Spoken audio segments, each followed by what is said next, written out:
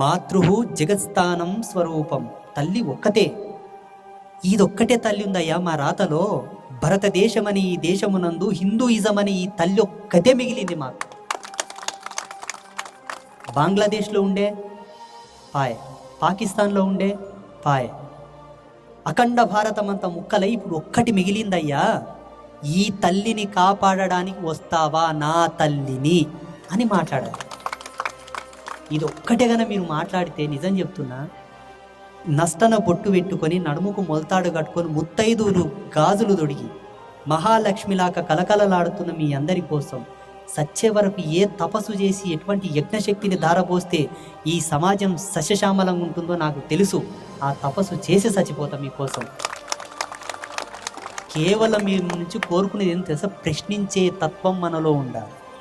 మీరు అటువంటి వీరులుగా తయారు కావాలి ప్రతి ఒక్కరూ.